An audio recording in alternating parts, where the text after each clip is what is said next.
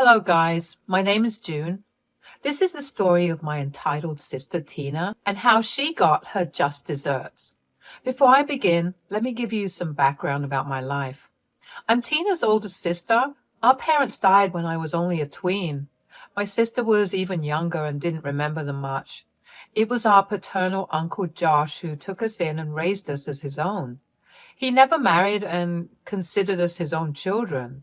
He was a rich lawyer who also owned a lot of money. Josh and my parents went through a difficult time when my grandparents died with a mountain of debt. They had a very luxurious lifestyle before my grandparents died. After their death, Josh and my parents had to sell everything to clear the debts. As a result, they were left with nothing. Thankfully, Josh was able to become a big lawyer and earn lots of money. He also made a bunch of good investments and grew his savings. My parents, unfortunately, got into a bad crowd and died from a drug overdose. Since then, Josh has been our only parent. Unfortunately, me and my sister grew up to be completely different people. She didn't remember much of our troubled life with our parents. She was used to seeing Josh's riches and having a good life. So she quickly became an entitled woman. The friends she associated with also encouraged her to spend lots of money while not caring for anyone else. That is why, even at 24, she didn't have a job. I tried to talk to her about it. I said, "Tina, you need to be more responsible with your life. Just because Josh gives you money, that doesn't mean you should not try to earn something for yourself." "Why the hell would I do that, June? Josh has plenty of money to give me. When he dies, you and me will inherit everything. You can let go of your share since you work a good job." "Tina, what is wrong with you? Josh is well and alive. You don't have to start thinking about an inheritance right now. You better not mention this in front of Josh." I was appalled to hear Tina's logic. What was worse was that Josh had recently been diagnosed with a terminal illness, and his chances of survival are slim. He wasn't very sick at that moment, but his health was steadily declining. So Josh decided to sit us down and tell us about what he had been thinking about. He said, "You know what, guys? I have some news for you. I was able to buy back the house I and your parents grew up in.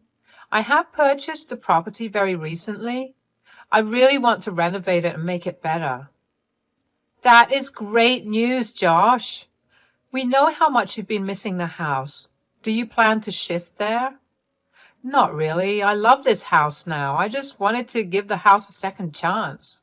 It needs a little love. It had been neglected by the last owners. It broke my heart to see the mansion that way." "What a shame. I heard that the mansion was big and very beautiful. God, I want to see it. I'm so excited. Maybe I can live in it." "I'm going to take you there next week. I was hoping to show you the house so that you can help me renovate it. My health will get worse soon, so I need your help to restore the house. I will pay for everything, of course." Josh took us to see the house where he had grown up with my parents. At first, both me and Tina were excited to see the mansion. Josh had told us a lot of stories growing up, so we were eager to see where he and our parents lived. When we reached the place, we saw that the mansion came with a big property, but the mansion itself was pretty run down. It was old and hadn't been maintained very well. Tina looked shocked by the house. Then she started to get angry. She said, "Josh, this is the house you and my parents lived in? This is nothing like the mansion I had imagined." "I know, Tina. The last owners of the mansion didn't live here or even take care of the place. I convinced them to sell it to me since it was ready to fall apart." I don't want anything to do with this horrible place. It looks like a slum house. My God, the paint is chipping off the walls. Why have you kept this dump anyway?" "This house is my childhood home, Tina. This place holds a lot of sentimental value to me. I had to buy this from the people who owned the place after my father." "You spent money on this wrecked place? What is wrong with you, Josh? I thought you were smart with money, but now I see that you are not. God, you need to have some taste and stop living like a beggar." "Watch it, Tina. This mansion is much more than an old house. You can't just insult this place, and you can't insult Josh like that either. You are hurting his feelings. It's fine, June. I thought maybe this time Tina would understand the sentiment associated with this house. I was wrong to hope for it. I get it, Tina. Maybe this house is too shabby for you. Yes, it is, Josh. I'm saying this well in advance, Josh. I want nothing to do with this house. Don't bother leaving me this as an inheritance. I would rather take the money and leave the entire house to June. Tina, what is wrong with you? Josh is right here, and you're already talking about getting an inheritance? Have some shame, for God's sakes. It's okay, June. Leave her be. All right then, Tina, since you don't want the house or even want to help me renovate it, I won't leave you this property in my will. Tina seemed satisfied with Josh's promise and looked very pleased with herself. Meanwhile, I was horrified to see what a person she had become. From that moment onwards, I knew that she was far gone, and I didn't want to have a relationship with her anymore. What was worse was what she said when we got home. Tina said, "So, since Josh has laid out his will in words today, I guess we won't argue about who gets what. I don't want you coming after me when that old house gives you very little money." Don't worry, Tina. I am least concerned about getting an inheritance from Josh. I would rather he outlive me. Your inheritance is safe with you. I won't ask you to share or change my mind. Good, because even if you are dying, I won't be giving you my money. I was the one who struck a better bargain. You will have to live with your choices. Honestly, I was disgusted with the way Tina was treating me and Josh. I felt even worse for Josh. He was suffering from the disease and was already in pain. It had hurt him when Tina had insulted him today. After dealing with Tina, I went to talk to him. I wanted to apologize about my sister and make it up to him in some way. I went to his study where he was drafting his will. I said, "Josh, you don't have to take Tina's words to heart. She's an idiot and doesn't know what she's saying. Her friends have been influencing her a lot. Don't worry, June. I'm not upset anymore. And Tina is not a child. She should know right from wrong. I'm afraid she's beyond repair now. Josh, what she did today was horrible. I hope you won't be rewarding her by giving her the money she wants." "Oh, don't you worry, June. I'll give her money, but she will be in for a surprise. I plan to leave as little money as possible. Do you have any ideas on how we can do that?" "I think I may just have the right plan for that, and I think you will like that a lot." Me and Josh discussed the plan I had in mind. I really did want to teach Tina a lesson and make her feel a little less entitled. Also, I wanted Josh and myself to get some revenge as well. Josh seemed very receptive to my idea since it lined up with his plans about the money and the mansion. So we went about putting our plan in motion. Tina had no idea what was about to hit her. This part will be a little hard for me to type. My Uncle Josh passed away just a year after his diagnosis. We tried our best to give him a painless death. He suffered, but we helped him deal with the pain a bit. I was with him till his last breath. Tina was out partying and going on vacation as usual. It boggles my mind how she even afforded those vacations. I didn't have time to ponder over that. Josh was my primary concern. His death left a gaping hole in my heart. It was just as bad as when my parents had died. I hope he is in a better place with them in heaven. When I called Tina to inform her about Josh's passing, I was hit with another shock. Tina seemed to be very nonchalant about the news. She ummed and hummed on the news and said, "So, as you know, I'm in the midst of a vacation. I can't really help you right now. I will definitely show up for the funeral and the reading of the will. Why don't you just text me the dates and all?" "Tina, I need you right here now. Josh has passed away. We are the only family he had left. You are the only family I have. I need your help. I can't arrange everything on my own." "Oh, please, June. You have always been the best organizer, and like I said, I can't help you. I think you'll manage just fine. Just send me the dates and that's it." After talking to her, I was furious again, and I realized that I didn't have a sister anymore either. She did show up to the funeral, but was only interested in the reading of the will. Josh had left her $2 million while he left me the house. Tina walked up to me with a satisfied smirk on her face. Here I was, hoping that she would come to offer condolences and express her grief, but I had forgotten how heartless my sister had become. She came to me and said, "So, Josh did listen to our demands, didn't he? He split the assets just like we wanted." "Oh, so you are here to talk about inheritance. I made the mistake of thinking you are here to express your sadness or something. You're just happy that he gave you what you wanted." "Good to know, Tina." "I feel bad for you, sis. Look at me. I have got such a huge amount of money in my inheritance. Meanwhile, you are stuck with an old and wrecked mansion. Gosh, what would it cost now? Like $250,000? You should not have wasted your money on that old place." I looked at Tina for some time before bursting into laughter. Tina looked taken aback by my reaction. She expected me to sulk and get jealous of her inheritance. She saw that none of that happened. Instead, I was laughing my butt off at her words. Tina was getting pissed at me and said, "Why the hell are you laughing? What did I say wrong?" "Oh my God, Tina. Do you think I inherited an old and wrecked mansion? You must be out of your mind. When was the last time you visited the house?" "Well, I haven't ever been there except once. Why should I set foot in that place again? It is a wreck, so it doesn't interest me. You know I like new and shiny things. Who would want to visit a ruined house?" "I think you should come along with me and check it out once. Who knows, maybe you are in for a big surprise. You haven't been to the house in 4 years after all." "That ruined house won't impress me, June. You might be running after its nostalgic value, but that doesn't impress me. I like my stuff modern and flashy." "I will be going there to close a sale on the house tomorrow. You can simply tag along and take a last look at it once. I promise you, you will be surprised." I convinced Tina to accompany me to the mansion the next day. At first, Tina was a little reluctant to tag along, but her curiosity got the best of her. I would have taken her along anyway. I had been waiting for this day when Tina would finally see the house after so many years.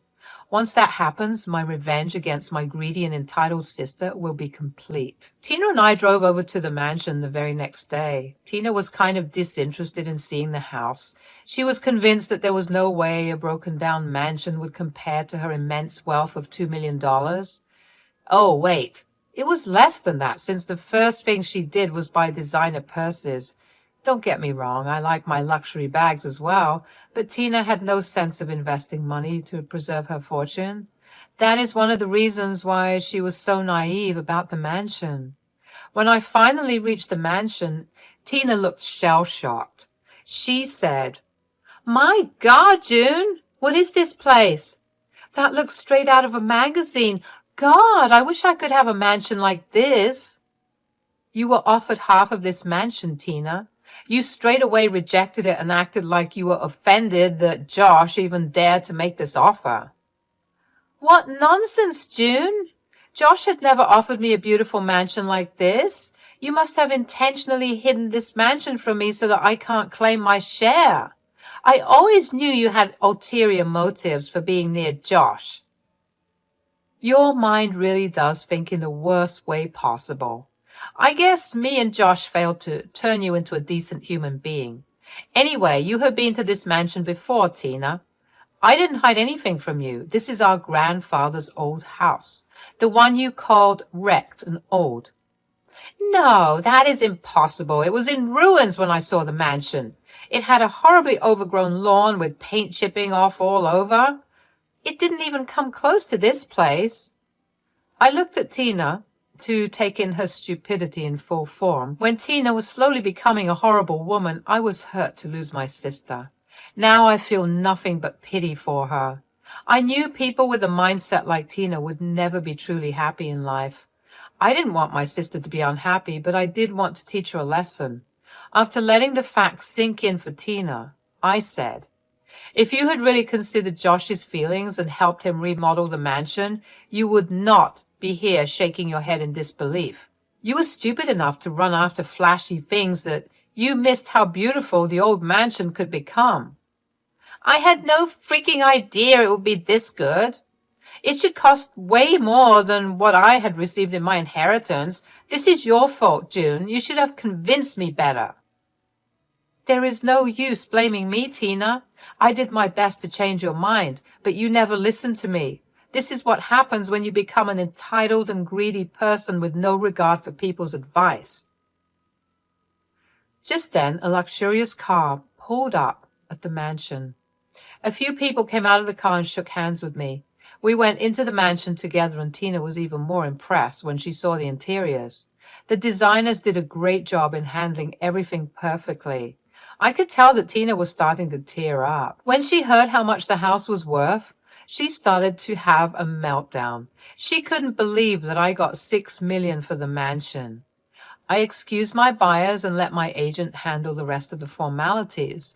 Then I walked over to my sister and said, "There is no use crying about this now, Tina. I'm sure you now regret not listening to me. Too bad that it is too late for you. Why can't you just share the proceeds of the sale with me? This is very unfair that you got such a nice place while I was left with scraps." "You are the one who chose the scraps, Tina. Well, since we have already started this conversation, let me tell you what happened. Josh always had plans to renovate the house, but due to his health, he couldn't oversee the work himself. He wanted us to help him out, and in return, he was ready to give us the mansion in an even split. But you took one look at it and insulted his childhood house. Then you stupidly told him to give you money when he dies." But I had no idea he had so little money. I thought I would get more. That's why I gave you full ownership of the house. I didn't think this place was worth anything." "That's where you messed up, Tina. In your greed to get the best pick, you chose the wrong option. Josh did have a lot of money, but he had always intended to use most of it to renovate this place. So it was an easy decision for him after you showed your ungrateful side." At that point, Tina realized how stupid she had been. All this while she was chasing an empty purse while the real stuff lay right before her eyes. Suddenly she started to beg me to share half of the money with her. I gently reminded her that she made it clear our inheritance won't be shared. She promised not to help me in my need, and I was doing the same for her. When she started to throw tantrums, I had to drive her back to her place. It was a tough job to get her out of the car, but I managed it. What followed next was a mountain of calls and texts from Tina. She alternated between demanding and begging me to split the proceeds of the sale. Remember how she was boasting about several vacations and parties she had planned? Well, she was doing it all on debt. Now that she has received her inheritance, the debtors were pestering her for the money. You won't believe it, guys, but this woman has a debt of $1 million with $50,000 on credit card dues. I was stunned to hear the figures. Turns out she had been having a luxurious lifestyle for the past year in the hope that she would get a big inheritance. She had no idea that the numbers would be so low for her. Now she didn't know what to do with the debts she collected. Tina was left with very little money after she had to pay off her debtors. She tried her best to live a life on the remaining money. Yes, she still didn't want to work. It lasted her 2 years before she was back begging at my door. I again reminded her of our deal and shut the door in her face. I have no idea where she is or what she's doing. She never cared about me and used me for her needs. There was no way I was keeping any contact with her. If you want to know about my life, let me tell you. I bought a beautiful but cozy bungalow with some of the money. The rest I invested in various things, as Josh had told me. I'm doing very well for myself and still work because I don't want to meet the same end as Tina under any circumstances. Also, I'm now engaged and all set to marry next fall. Wish me luck so that I can start my new life with lots of love and happiness.